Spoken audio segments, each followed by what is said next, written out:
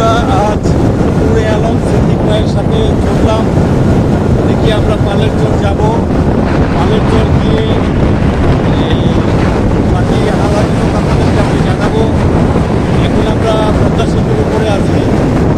বন্ধুরা, আজ গন্তব্য সেই চিরচেনা পালের চর।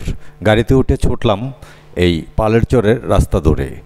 অবশেষে ওখানে এসে আমরা পৌঁছানোর পরে চারদিকটা দেখতে পাচ্ছি সেই আগের জায়গাগুলোই। অনেক দিন বন্ধ থাকার পরে যেই কন্টেন্টগুলো পেলাম না, তাই আজ সিদ্দিক ভাইয়ের অনুভূতি জানার জন্যই পালের চর আসা।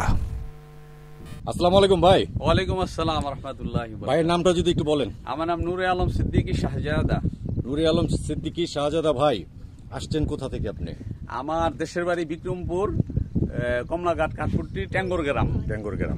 আচ্ছা, এখানে যে আসলেন, আর থাকি হইল নারায়ণগঞ্জ পাগলা এলাকায়। আচ্ছা, এখানে যে আসলেন, আজকে যে বাড়িঘরগুলো দেখলেন, ওই যে দেখেন বাড়িঘরগুলো, যে আপনি যেগুলো ঘুরে ঘুরে দেখলেন, এগুলো দেখাতে আজকে আপনার কিরকম লাগলো?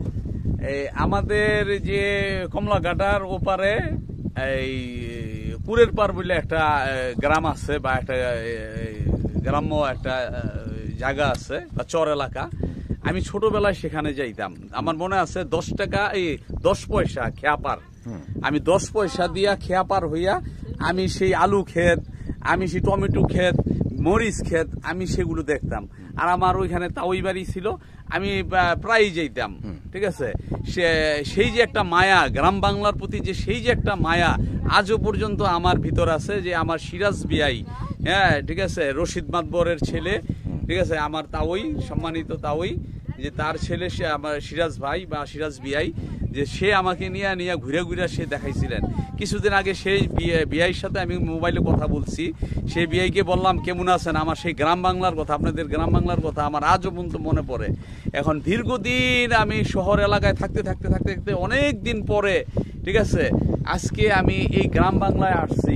আমার কাছে এত ভালো লাগতেছে, বিশ্বাস করবেন, এই যে বাতাসটা, ব্রেথটা নিতে এত ঠান্ডা আর এত মোলায়েম ভাবে আমার মানে ফুসফুসে প্রবেশ করতেছে, যা শহর এলাকায় একটা ব্রেথটা নিতে খুবই ভারী লাগে, কিন্তু এই ব্রেথটা খুবই হালকা, খুবই সফট।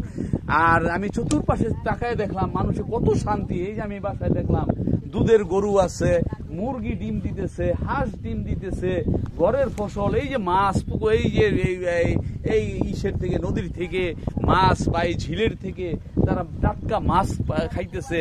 দেখেন নদীর মাছ খাইতেছে, জমিনের কত সুখী, আমি কিভাবে বলবো। আরেকটু ভাই, এই যে তারা যে বসবাস করতেছে, তারা দেখেন তাদের বসবাস করতেছে ঘরের এখানে কিন্তু পানি নাই। তারা 2 ফিট মাটি ফালায় নিছে। তার মানে চর এলাকায় যদি কেউ ওখানে 2, 4, 5 ফিট মাটি ফালায় নেয়, তাহলে কিন্তু তারা ওখানে বসবাস করতে পারে, খামার করতে পারে। একটা কথা বলছেন আলম ভাই, যে আমি সেইগুলি এখন চিন্তা করলাম। আমাকে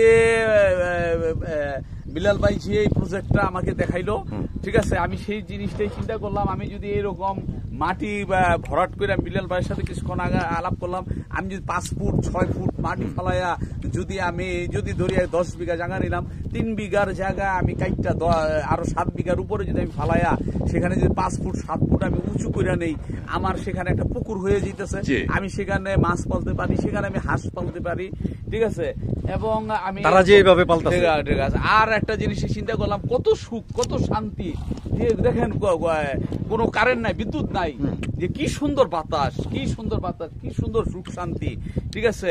যে প্রকৃত সুখ জিনিসটা যদি সেটা এখানেই আছে, আসলে আমি দেখি এই গ্রাম বাংলার ভিতরে সুখ। ঠিক আছে, ধন্যবাদ আপনাকে। তারা সৎ মানুষ, তারা কত আন্তরিক, তারা কত প্রতিটা ঘরে আপনি খেয়াল করছেন, প্রতিটা ঘরে খাওয়ানোর জন্য চেষ্টা করে, আপ্রাণ চেষ্টা করে। শহর এলাকা ভিক্ষা চাইলে ওকে ভিক্ষা দেয় না। যাক, আপনাকে অনেক অনেক ধন্যবাদ।